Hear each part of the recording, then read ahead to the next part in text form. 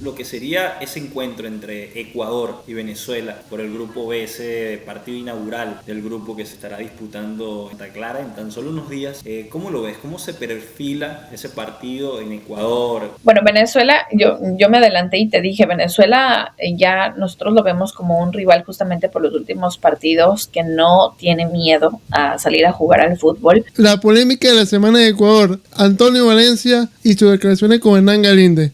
Creo que ya la mayoría la conocen. Dijo que un extranjero no podía ser capitán de la selección. ¿Cuál es tu posición al respecto? Mira, es algo que me causó mucha molestia.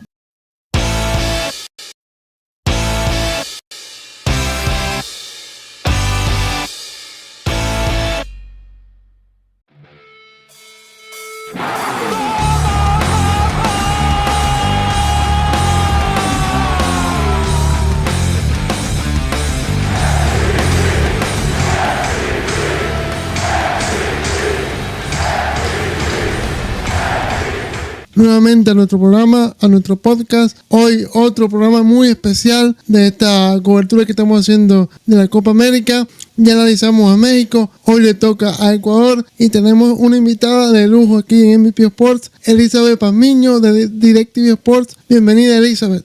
Hola chicos, ¿cómo estás? Manu, qué gusto saludar contigo, y Juan también, un placer compartir hoy.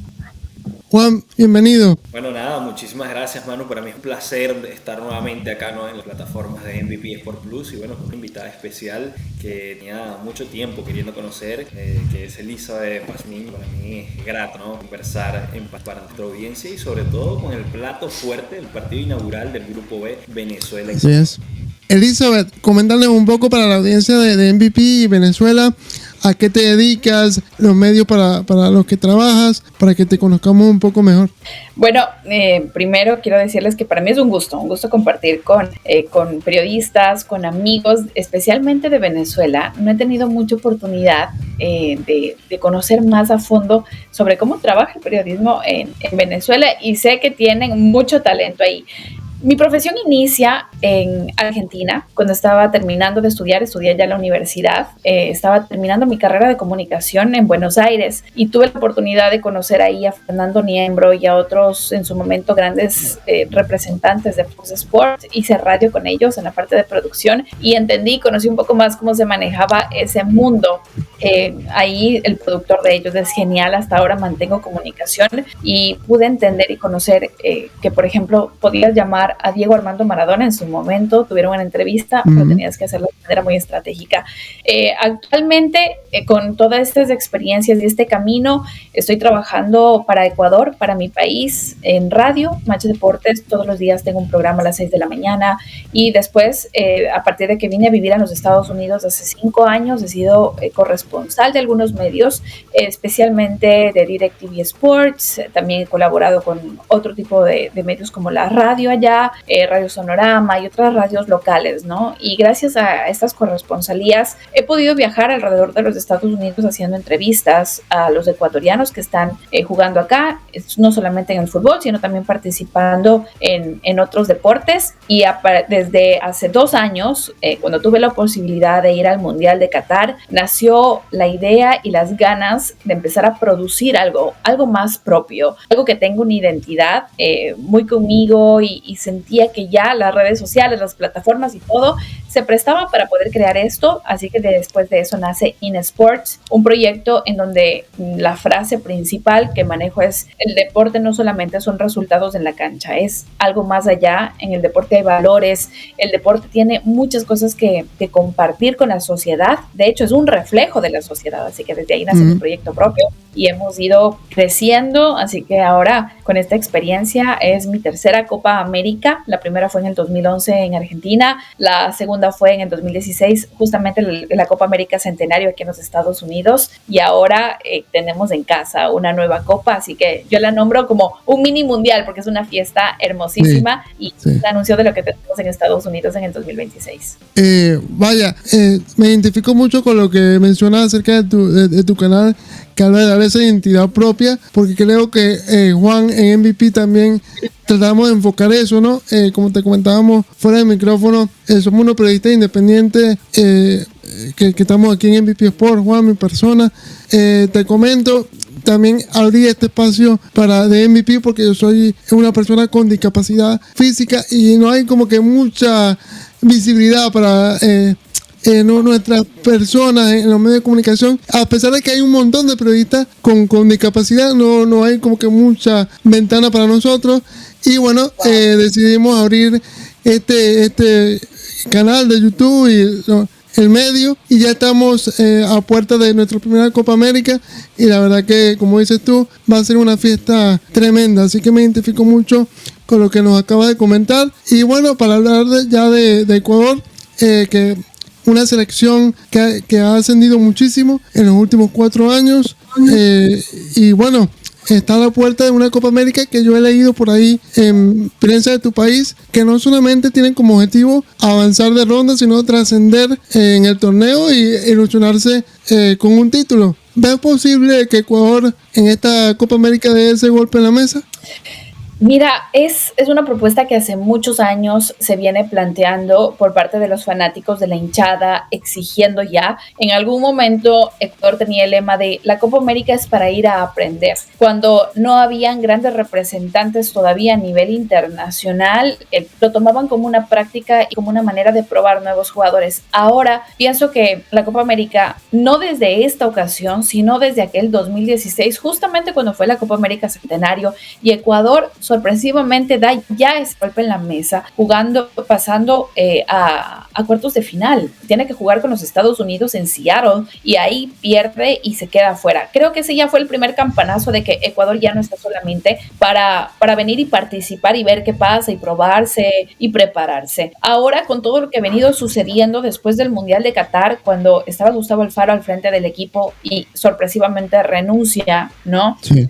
Para mí, un entrenador con mucho criterio. A la gente no le gustaba mucho su discurso. En lo personal, me gustaba mucho cómo explicaba el fútbol. Creo que el cariño que él trataba y la identidad que trataba de poner en los jugadores no caló. No entiendo por qué, sinceramente, pero a partir de ahí pienso que las cosas cambian. Es una obligación para Ecuador ahora en esta Copa América.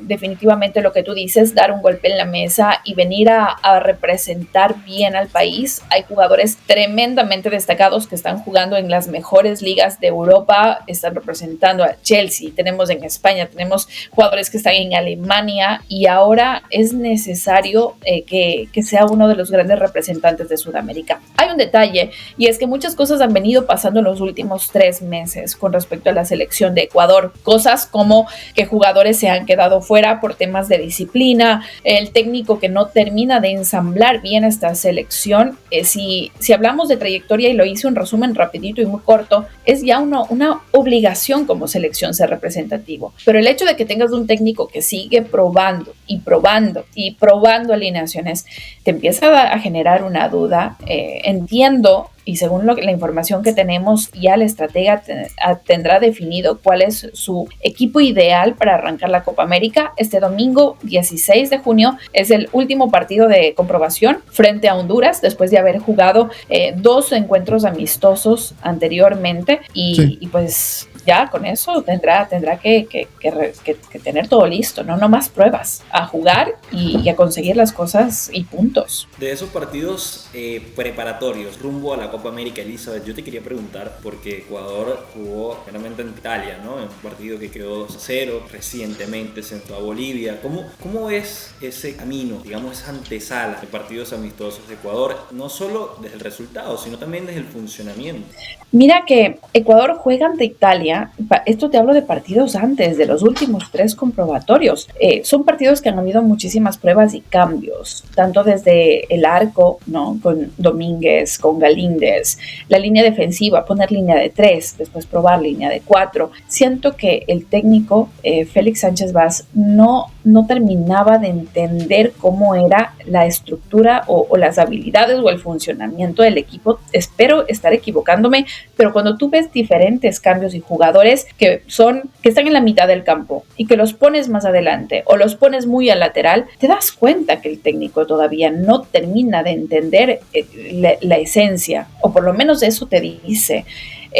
Ahora, con todas estas pruebas, nuevamente te digo, has tenido 5 partidos amistosos y de los partidos amistosos no has podido repetir 2 partidos seguidos la alineación. Entonces, a los que nos están viendo, te pregunto, o sea, ¿qué te dice cuando no puedes decir, no tienes en tu mente, ya sé cuál es el 11? No puedes, no podemos saber eso. Y esto queda más en evidencia cuando, como tú lo mencionabas, venimos de un proceso como el de Alfaro, ¿no? Exitoso, que consiguió la clasificación al Mundial. Si bien es cierto, no pudo avanzar del grupo, que a lo mejor era el objetivo, pero creo que Ecuador también mereció más, hay que ser honesto, en esa fase de grupo.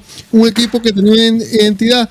Se le pedía un poquito más de volumen de juego, pero yo he visto jugar a esta selección de Sánchez Vaz y la selección de Alfaro me parecía con un poco más de volumen, llegaba más al área con decisiones rápidas. Vi el partido contra Argentina y me sorprendió lo reactivo que fue Ecuador. Esperó demasiado a Argentina, teniendo en cuenta que era un amistoso y era una gran oportunidad de probar un juego un poco más de ataque, ese juego explosivo que caracteriza al jugador ecuatoriano. No lo vimos. En todo momento Ecuador se quedó replegado atrás esperando lo que sea Argentina, y es un partido amistoso, no le está jugando los puntos. Entonces la verdad que a mí también me dio esa impresión de experimento y de una oportunidad desperdiciada por parte de Félix Sánchez. Mira, hay una cosa que a mí me deja con un sabor muy amargo. Cuando jugamos con Argentina eliminatorias, Ecuador ya no sale a ser un equipo que espera. Ya, es más, hasta la actitud de los jugadores, dices, es diferente porque ya te sientes con una selección que puedes enfrentar. Hemos ganado a Argentina en su casa, en Argentina.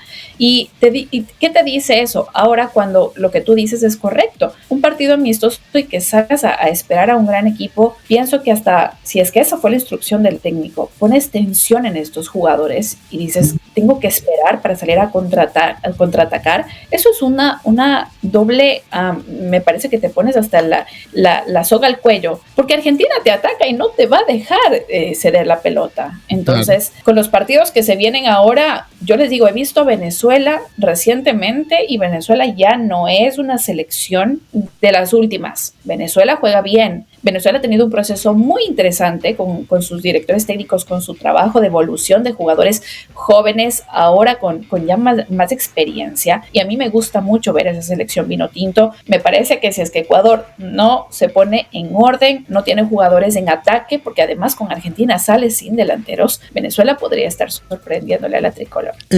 Sí, y de hecho tenemos ese antecedente en eliminatoria de esta rumbo a Mundial 2026, Ecuador-Venezuela en Maturín, un partido muy parejo, Elizabeth, demasiado parejo, y que incluso me sorprendió que los ecuatorianos celebraban ese punto en Maturín como si hubiera sido algo valioso, porque le costó también el partido, y vi que muchos ecuatorianos prensa no estaban como conformes con ese partido, pero Félix Sánchez Vaz dijo en rueda de prensa de que ese punto lo iban a valorar después con el paso de la fecha, ¿no? Y es una demostración también de lo que hemos crecido nosotros como selección, que no somos nada fácil ya en casa, que estamos haciendo un bastión en Maturín. Y sí, como dices tú, ese grupo A para mí es el más parejo, porque podemos decir que México no viene en su mejor momento, pero es prácticamente local y tiene un hambre de demostrar cosas, porque este ciclo de Jaime Lozano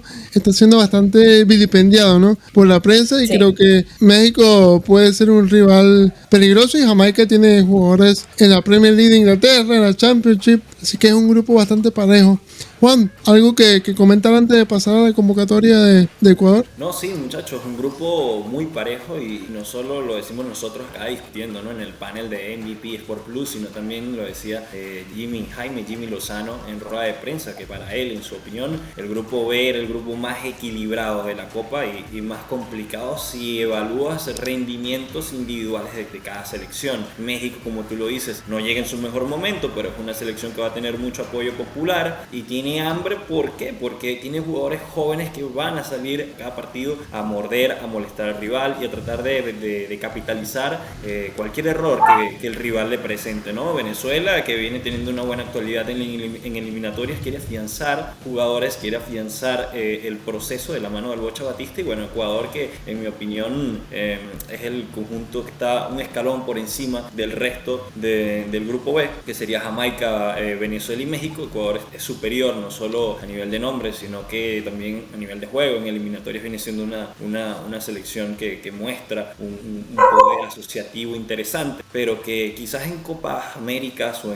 en torneos cortos no le ha ido muy bien. Entonces eso llama la atención y hay que ver si Ecuador puede dar ese golpe en la mesa que sería ideal, y que ustedes comentan también el partido amistoso que jugó Ecuador ante Argentina, y también me genera mucha suspicacia, porque lo que llama la atención de eso es que Ecuador podría enfrentar a Argentina dependiendo cómo se den los grupos. Entonces estamos hablando que es un amistoso ya, digamos, una previa muy realista, ¿no? En caso de que se den unos octavos de final o una semifinal, se podría enfrentar Ecuador y Argentina. ¿Tú crees que Ecuador tendría la posibilidad de llegar a una semifinal? Gracias por lo que nos toca, ¿no? Pero está fuerte.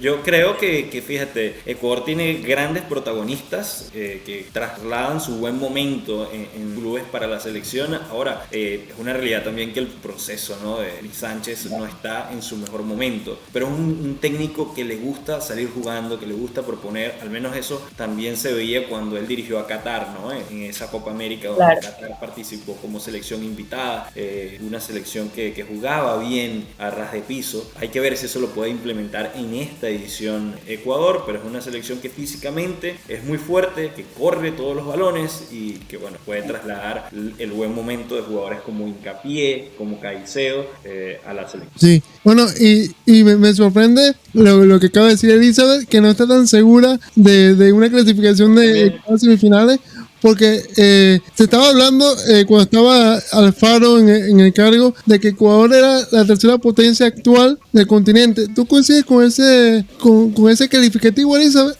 Yo creo que estamos peleando eso con Colombia, porque siempre va a estar, bueno, Argentina, Brasil, Uruguay. Para mí Colombia es una muy buena selección. Bueno, Uruguay, imagínate, me estoy olvidando a Uruguay. Y Ecuador, y es que este calificativo fue a raíz de la excelente eliminatoria que hizo Ecuador para ir al Mundial de Qatar. O sea, fue alucinante realmente, y cómo jugaba Ecuador. Insisto, para mí es una sorpresa que se haya ido Félix Sánchez Vaz, temas económicos alrededor también, y todo esto que ya sale fuera del campo, pero sí, Ecuador creció muchísimo. Ecuador ha crecido mucho en el tema futbolístico. Ahora otra vez estamos probando, y eso es lo que creo que de alguna manera me hace dudar mucho. No puedo decirte de memoria una alineación de Ecuador. Si tú me dices cómo jugaría Ecuador con Venezuela, yo te digo no sé.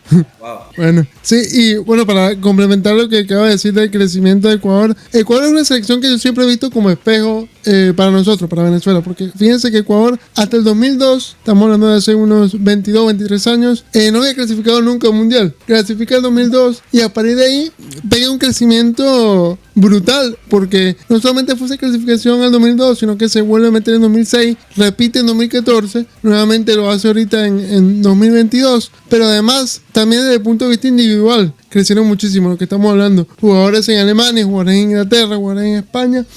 Y yo creo que es un espejo que se puede reflejar en Venezuela de cara a su primera clasificación a la Copa del Mundo. Pero sí, yo creo que todavía le falta ese poquito, o bueno, ahorita creo que le falta un poco más. Creo que con Alfaro estaban ahí, más cerca. Pero veo actualmente Uruguay, y como dice Elizabeth, Colombia, un escalón por encima actualmente de Ecuador. Pero vamos a revisar la convocatoria de Ecuador, Juan.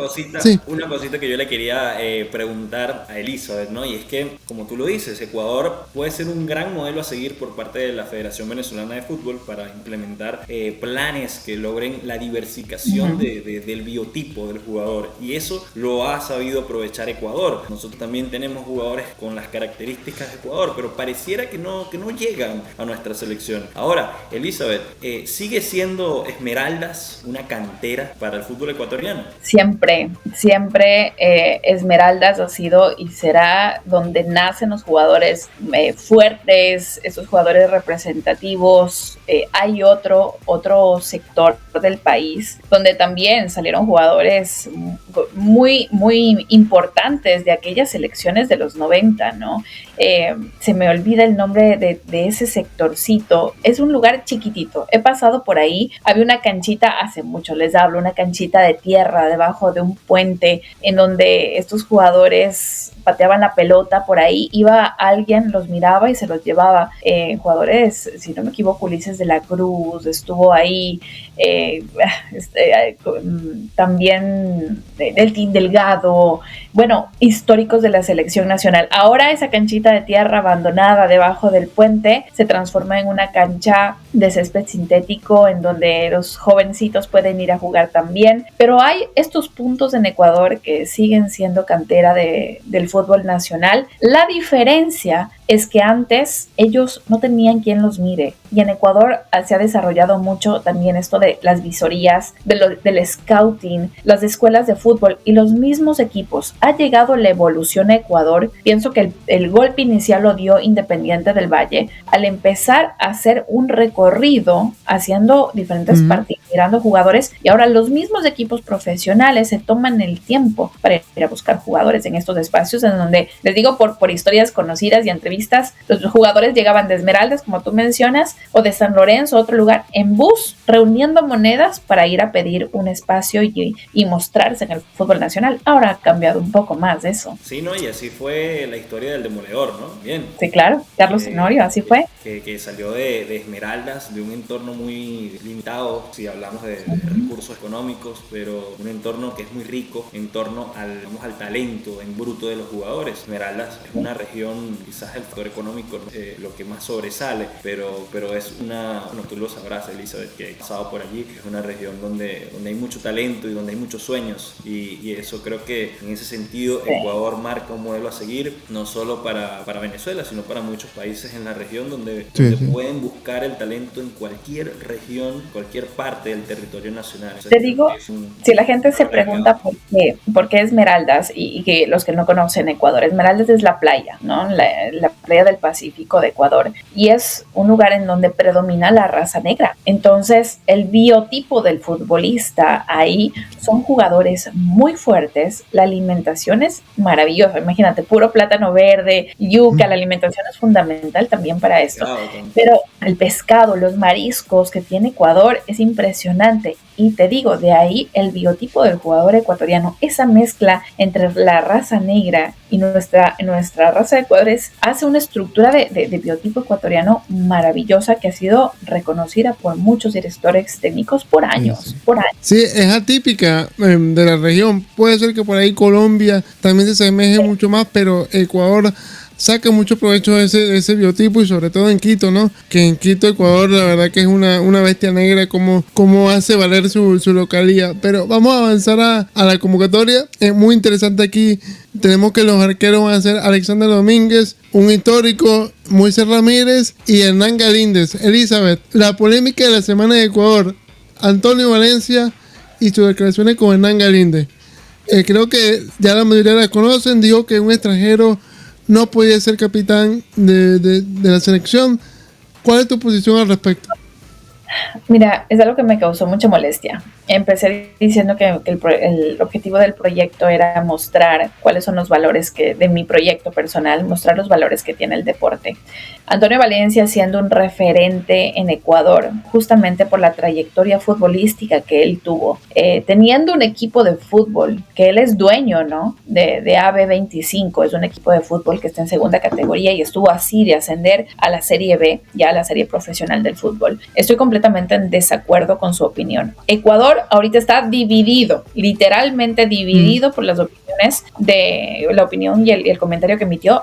Ya se disculpó, Antonio Valencia se disculpó ya por esta opinión, y claramente eso significa que él reconoció que estaba equivocado, aunque mantiene su posición, ¿no? Él dice que para él se disculpa si ofendió a Galíndez, pero que para él un ecuatoriano debe ser el capitán de la selección. Yo no estoy de acuerdo con eso. Cuando ya tú tienes la nacionalidad de un país, adquieres derechos, así dice la ley, adquieres derechos y obligaciones de ese país, y pienso que el tema de la capitanía no va por cuán ecuatoriano o no eres, va por el liderazgo que tienes en la cancha, por la llegada que tú tienes en el camerino de los jugadores y cómo tu discurso puede llegar a motivar y a impactar, y entonces eso me parece a mí que es un capitán, no si cantas o no el himno nacional. He visto ecuatorianos que no cantan el himno nacional en esta fila mientras están saliendo a la cancha, si queremos hablar de cuán ecuatoriano eres. Entonces, eso ha generado realmente mucha molestia. A mí no me gustó su comentario, para nada. Soy una ecuatoriana viviendo en los Estados Unidos. ¿Qué significa eso? Por ser migrante no tengo la posibilidad de, no sé, trabajar en un gran canal de televisión o no sé, te cuestionas mucho en realidad. Pero como digo, tal vez él tenga que reflexionar un poco más de su opinión. A todo esto, después del partido con Honduras, con Bolivia, Einer Valencia, cuando anota el gol, fue a abrazar a Hernán Galíndez como una muestra diciendo, hey, aquí hay respaldo. Antonio volvió a comentar esa imagen diciendo que le encanta su cariño mutuo, pero bueno, no es necesario meter candela. También hay otros jugadores que fueron referentes que hablaron apoyando a Antonio Valencia, entre ellos Jefferson Montero, pero les voy a hacer acuerdo de algo. Ellos salieron de la selección nacional sin tener una despedida como se la merecían. Jefferson Montero fue uno de los grandes referentes y simplemente que por actuaciones indebidas terminaron saliendo de la selección nacional. Entonces, creo que hay que tomar las cosas de quién viene. Eso es lo que yo digo. No, y es curioso que esos comentarios los haga Antonio Valencia, quien fue capitán de un equipo legendario. Además. Manchester United. Además. Creo que eso lo dice todo, ¿no? Por ese lado.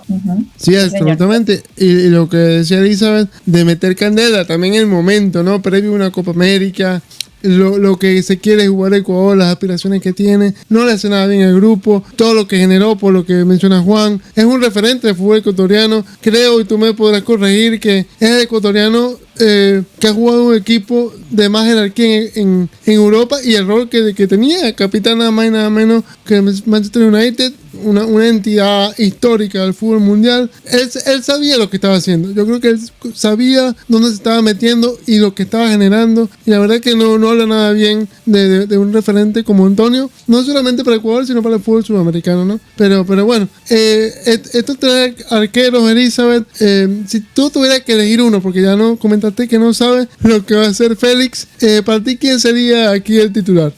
Yo creo que va a ir Alexander Domínguez de titular frente a Venezuela. Sería esta responsabilidad.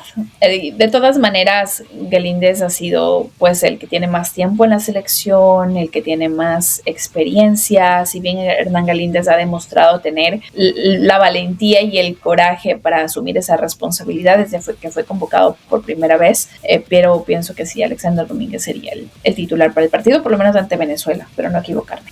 Ok, Juan, ¿puedes leer la lista de defensas? Sí, claro. En la lista de defensas se encuentra Piero Hincapié, un central que la verdad en lo personal a mí me encanta, no solo porque cumple con labores defensivas en el nivel aéreo, el rastreo que sale jugando muy bien. También está William Pacho, Félix Torres, Jackson Poroso, Joel Ordóñez, Andrés Micolta, Layan Lor, Ángelo Preciado, Andrés Hurtado. Esos son los defensas que ha convocado Ecuador. Para mí, Elizabeth, no sé si coincides, es la zona más fuerte de Ecuador. Fíjate que tienen Pierre Hincapié, Bayer Leverkusen, campeón de la Bundesliga, clasificado por supuesto Champions, William Pacho, temporadón en el Eintracht de Frankfurt, y Félix Torres, un jugador que conoce muy el fútbol sudamericano porque juega en el Corinthians. Y luego tienen jugadores muy jóvenes, como Joel Ordóñez, Micolta, 24 años, que juega en el Pachuca. Para mí, una zona muy sólida de Ecuador. Definitivamente coincido contigo. Ecuador se ha transformado en una armadura defensiva. Mira, desde que empezamos a mirar, hablábamos al inicio de jugadores jóvenes y cómo Ecuador ha ido evolucionando. Y aquí está el ejemplo claro de lo que tiene Ecuador en juventud. Esto, les digo, dudábamos un poco antes del Mundial de Qatar, cuando empezaron a ver estos cambios obligatorios también en la línea de defensa, ¿no? Por jugadores que ya terminaban su carrera. Pero imagínate tener la posibilidad. Estaba revisando la alineación que tuvieron anteriormente en el partido último frente a Bolivia, y no estuvo, por ejemplo, no estuvo Piero Hincapié, no estuvo Félix Torres, algunos entraron en los cambios, pero cuando te das cuenta de esto, dices, hay jugadores para poder cambiar en la selección, hay jugadores para poder apoyarse. Para mí, lo que te puedo decir con seguridad es que a Ecuador siempre históricamente le ha funcionado mejor la línea de 4 por el tipo de juego que tiene la selección nacional, y así se presentó con Bolivia y le fue bastante bien. Me encanta cómo juega también Piero Hincapié. William Pacho es un jugador muy muy, muy fuerte también, muy analítico, muy pensante. Félix Torres con su experiencia en la mitad de la defensa creo que va a ser muy determinante para Ecuador también, y la participación de Lion Lord creo que a todos nos dejó con un muy buen sabor. Es un jovencito, chiquito, es un bebé de la selección, pero la verdad es que la experiencia la tiene para ya ser parte de la alineación. Así es. Y bueno, en los volantes, liderado por Moisés Caicedo en la mitad de la cancha, recién llegado al Chelsea, no tuvo un comienzo muy positivo, pero fue ajustando y terminó bien la temporada en el Chelsea. Los últimos partidos del Chelsea mejoró bastante con Pochettino, y Caicedo creo que también, no digamos que le ayudó, pero se sintió un poco más cómodo desde que Enzo Fernández fue baja por esa operación que tuvo, creo que una hernia. Le dieron la batuta del medio campo del Chelsea y se vio bien Caicedo en el último cuarto de la temporada en la Premier League. Carlos Grueso, un mediocampista que a mí me gusta muchísimo, le da una estabilidad tremenda al mediocampo de Ecuador. Joao Ortiz, José Cifuentes, Alan Franco, la sensación de Ecuador. Yo creo que los ecuatorianos están muy ilusionados con Kendry Páez. Sí, veo mucha ilusión en Ecuador por Kendry, que ya fichó por el Chelsea. 17 años apenas. Jeremy Sarmiento y John Yeboah. ¿Qué sensaciones te deja este sector de la cancha, Elizabeth? Mira, es un complemento de la defensa. Pienso que se logran entender bastante bien. Por ahí también Ángel Mena, yo lo pongo no entre los delanteros, sino entre ese medio campo a este jugador que está en la parte final de su carrera, pero son un relojito. A ver, Ecuador tiene un muy buen funcionamiento en laterales, y eso también es parte de la historia de Ecuador. Son jugadores muy rápidos. Ya hablábamos del biotipo, ese cambio de ritmo que puede llegar a tener Ecuador, jugando también en bloque, la defensa y el medio campo, especialmente laterales, creo que pueden hacer una muy buena estructura en ataque. Si Ecuador juega con un delantero, que esperemos que sí, por favor, y que el técnico no se le ocurra dejar sin delanteros otra vez de la selección nacional, podría ser bastante interesante. El abastecimiento que le da Carlos Grueso a la selección desde la mitad del campo, la recuperación y el orden, eso le da confianza al medio campo de Ecuador. Y ya después los nuevos nombres que vienen apareciendo. ¿Está listo, pregunto yo, Kendry Páez para este reto de la Copa América? Yo diría que sí. Estos son partidos para él de preparación, literalmente para llegar a una gran liga como es la inglesa. Sí, la verdad que a mí me sorprendió bastante la confianza que le ha dado la Federación Ecuatoriana a Kendry Páez, porque recuerdo que no lo llevaron al Mundial Sub-17 en la cual Ecuador clasificó con Kendry Páez como figura de sudamericano. Y no lo llevaron porque dijeron que ya Kendry Páez era parte del equipo absoluto. Sí, cosa que no entendí mucho, porque puede ser parte del equipo absoluto y llevarlo al mundial. Pero fue esa estrategia de Ecuador y le tienen mucha confianza. Tiene 17 años apenas. Yo creo que va a ser un revulsivo interesante para Ecuador. Y bueno, Juan, si quieres mencionar. Que casi se queda sin selección porque se portó mal. O por lo menos se hizo público su salida y su día de descanso. Yo no quiero satanizar eso, porque cada uno hace en su tiempo libre pues lo que desea hacer. Pienso que aquí el error fue esto de haber querido mostrar más allá. Claro. Se conoce, y no quiero entrar en detalles, pero se conoce que no es la primera vez que los chicos van y se despejan. Kendry Páez es un menor de edad. A ver. Ese es el problema. Ese es el detalle, precisamente. Sí, ese es el detalle. Sí. El detalle Juan, para él. Sí, dime. Sí, no, ese es el detalle precisamente, que menor de edad, y a eso ahí trajo varios clics que, bueno, aún presentan secuelas, ¿no? Hay ausencias en Ecuador de temas de indisciplina, ¿no? Pasado en los últimos meses, pero bueno, avanzando en lo que es la convocatoria por zonas de campo, tenemos que las principales cartas de ataque de Ecuador serán Ener Valencia, Jenner Corozo, Ángel Mena, Alan Minda, Jordi Caicedo y Kevin Rodríguez. ¿Cómo evalúas las referencias en ataque? ¿Cómo ves cómo llega principalmente Ener Valencia, ¿no? Que bueno, es un referente, ¿no? Cuando se habla de Ecuador en Sudamérica. Definitivamente es la cabeza principal de Ecuador en este momento, Ener Valencia. Ángel Mena, como les digo, también es un jugador que sé que le tienen muchísimo respeto, y es un jugador que dirige muy bien el camerino. pero Ecuador está seguro mientras Egner Valencia esté también listo. Egner ha venido sufriendo una cadena de lesiones que no le han permitido jugar ni en su equipo. También, acuérdense, en el Mundial pasó lo mismo. Egner tuvo que estar ausente de un partido, me parece. Y si es que Egner debería estar, creo que es de los principales. Se reencontró con el gol en el último partido. Vamos a ver si lo cuidan para el partido con Honduras y así esperar a Venezuela en su primer encuentro de Copa América. Jordi Caicedo me encanta, es un muchacho que se reencuentra con el UR justamente en el último partido, pero lo he visto personalmente, conversado con él, es muy tímido, cuando habla con los micrófonos. Jordi Caicedo es gigante, muy muy alto, no tengo ahora la estatura de él, pero cuando entra en la cancha se transforma, habla contigo en los micrófonos, pero completamente tímido, pero es un muchacho que siento que tiene muchísimo potencial para jugar al fútbol. Lo mismo Kevin Rodríguez, la apodan La Rola, ha tenido también, me parece que a raíz de la lesión de Egner entra Kevin Rodríguez, si no estoy equivocada en el tema del Mundial, criticado también por su alineación, pero ahora es consolidado. A ver, si me preguntas la parte más débil, la línea más débil de Ecuador, es difícil decirte porque tiene nombres muy reconocidos, tanto en defensa, en mediocampo y en la delantera, con esta seguridad que te digo que dan estos jugadores y estos nombres, principalmente Egner. Lo que preocupa, y nuevamente vuelvo al inicio, es la alineación. Cómo pones a los jugadores en la cancha puede hacer que Ecuador se le dificulte más o menos ganar un partido, más que por los nombres que tienes. Sí, y otra cosa que te quería comentar, hablaba de Egner Valencia y es un referente. Podemos hacer la semejanza con Salomón Rondón, que a pesar de que son delanteros que ya pasan los 33 años, los dos tienen 34, son referentes que la selección siempre ha respondido. Creo que de hecho tienen una cifra similar de goles con su selección, pero Egner Valencia, como mencionaba, tuvo un año accidentado con las lesiones, apenas jugó un partido del Brasileirao y el último gol que hizo con su club fue en marzo, ¿no? Así que viene con una sequía más o menos importante también, ¿no? Por esas lesiones. ¿Hay preocupación en Ecuador por esto o es como nosotros con Salomón, que sabemos que no importa cómo venga Salomón de su club, va a responder en la cancha? Así pasa con Egner Valencia. Él es un jugador que responde en la selección.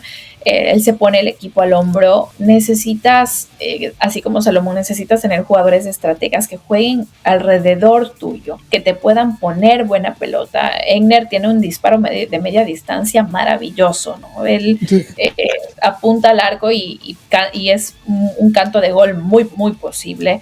De todas maneras, me estoy dando cuenta que también Egner Valencia se está empezando a transformar en este jugador que regresa a ver a los costados y busca a los nuevos que están cerca, que no necesariamente tienes que ser un delantero. En conclusión, Egner para mí también es un excelente abastecedor de la mitad hacia adelante. Es un jugador que organiza mucho el campo también. No, y lo veíamos en el Mundial, un Egner muy asociativo. Correcto. Pivotear, bajar balones, distribuir juegos, se sale del área rival y es capaz de ofrecer opciones de pase. Me gusta porque juega muy bien de espaldas al arco, asocia muy bien, logra hacer diagonales, tanto en recorrido como en opciones de pase. Y como tú ya lo comentas, Elizabeth, un tipo que a lo que tiene el arco enfrente no duda en disparar y tiene un buen paro de media. ¿Sabes qué?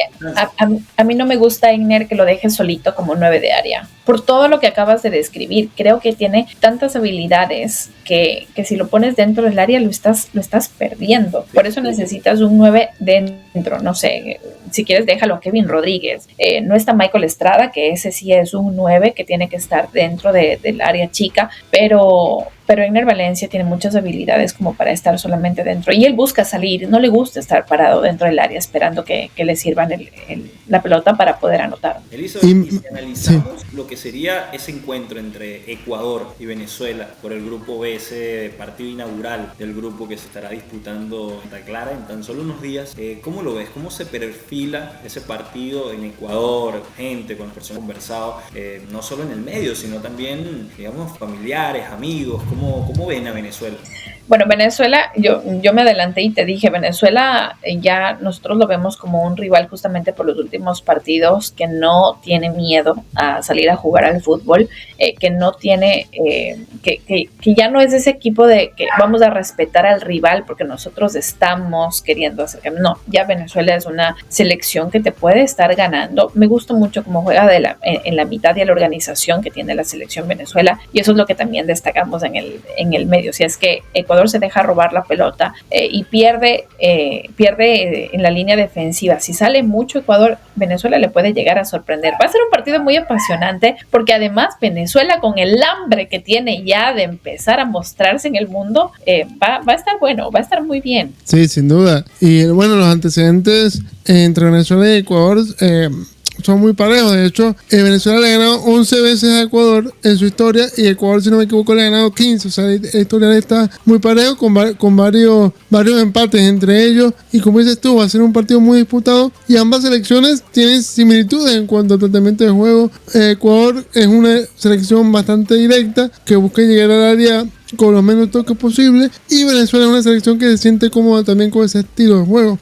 Entonces va a ser importante cómo vaya a recibir la presión de Ecuador-Venezuela, porque si Ecuador lo presiona, ahí Venezuela la pasa un poquito mal en la salida de abajo.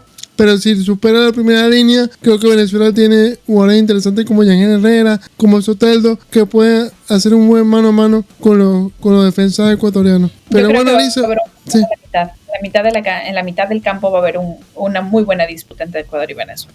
Sin duda. ¿Te atrevería a dar un pronóstico del grupo B? Para ti, ¿quién pasa primero y segundo? Wow.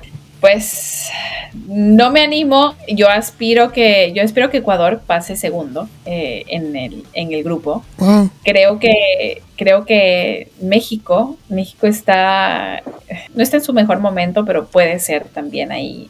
Es más, tiene que estar, ¿saben la cantidad de gente que está apoyando a esas elecciones? No quiero dejar afuera a Venezuela. Me siento comprometida con tu programa. No, objetivo. Sí, pero objetivo.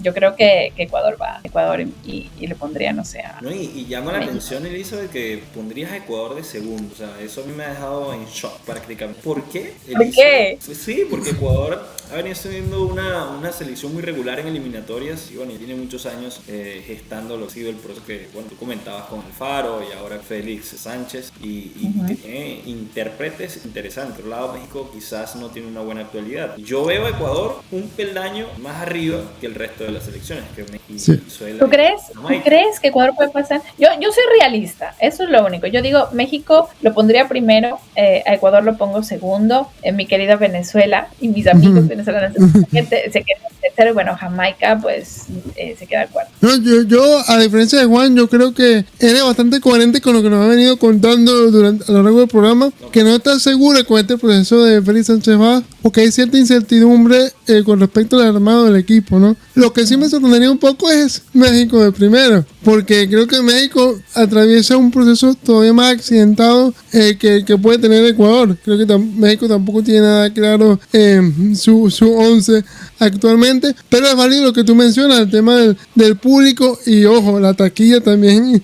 Ahí va a ser difícil sacar a México porque sí. Muchachos, y el calendario también. México debuta ante Jamaica en Houston, van a ser locales. Eso es como que México, incluso yo creo que México debutando en Houston tendría mucha mejor asistencia que si lo hiciera en Ciudad de México. Un rato largo. Y lo decía también Andrés, que México no es tan fuerte como lo es acá en Estados Unidos. Eso en términos de asistencia, ¿no? De apoyo popular. Ahora, el grupo está bastante parejo, y bueno, cualquier cosa puede ocurrir. Mira, no me sorprendería que Venezuela de la sorpresa. Me gustaría, me encantaría. ¿Te imaginas Ecuador y Venezuela? Wow, o sea, creo que sería la sorpresa de la Copa América, porque si me dices algún otro grupo que pueda haber sorpresa, no sé, pero Ecuador y Venezuela pasando a la siguiente ronda sería increíble. No, sí, estoy totalmente de acuerdo contigo. Los otros grupos para mí están más o menos encaminados. Si hay una sorpresa en esos grupos, para mí sería la sorpresa de la Copa, porque estamos hablando que el grupo está Argentina, Chile, Perú, Canadá. Yo creo que ahí Argentina y Chile están un peldaño por encima del resto. Si nos vamos al grupo C está Uruguay, que debería pasar sin Panamá, Bolivia, debería pasar sin contratiempo. Grupo D, Brasil, Colombia también. Entonces, el grupo más parejo, sin duda para mí, es el B. En el grupo C, ¿a quién lo pones en segundo? Porque está bien, está Uruguay, está, espérame, aquí tengo el dato, Estados Unidos, Panamá, Bolivia y Costa Rica. No, está Estados Unidos, Uruguay, grupo C, Panamá y Bolivia. Correcto. Sí. O sea, si pasa Uruguay, ¿quién pasa? Estados Unidos. Estados Unidos, sí, yo creo que sí. Sin duda debería pasar. Sí. Bolivia, yo creo que pasó por un momento bastante flaco deportivamente, perdió ante la sub-23 de México. Ni siquiera podemos decir que es la selección B de la mayor de México, ¿no? La sub-23 perdió. No creo que Estados Unidos tenga mayor contratiempo para avanzar. Pero sí, yo creo que Venezuela y Ecuador en el grupo B son mis apuestas, y sería bonito ver que ambas selecciones de Conmebol se meten ahí, ¿no? A cuartos de final. Definitivamente, estoy de acuerdo con ustedes. Bueno, voy a cambiar mi perspectiva. Yo la pongo a Ecuador y Venezuela. ¿Ecuador primero? Y Venezuela segundo. Ok. Ya me estoy hablando con el corazón. Cerró con broche de oro, Elizabeth. Perfecto, entonces.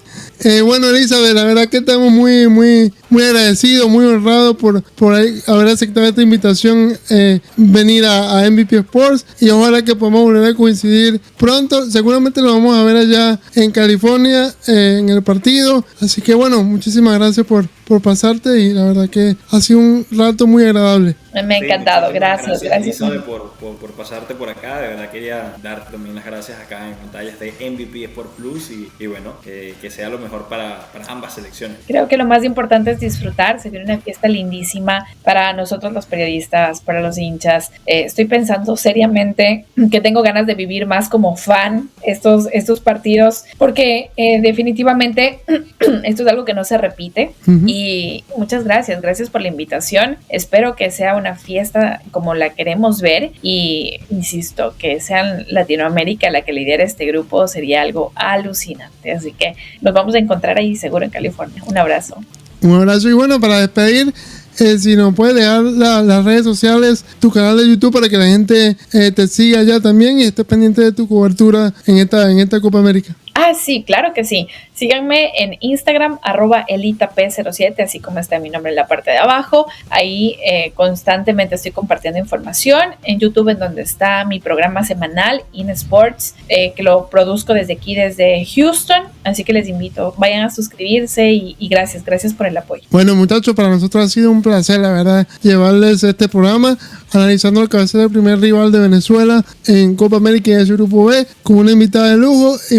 Les invitamos también a que nos sigan en nuestras redes sociales, se suscriban al canal de YouTube, y bueno, sean parte de la conversación en los comentarios. Juan, un placer, y será hasta la próxima, ¿no? Sí, claro. Hasta luego, muchachos, y bueno, ya queda la mesa servida para lo que será la Copa América, una fiesta popular que promete y promete muchísimo. Hasta luego. Usted escuchó el contenido más valioso, MVP Sports.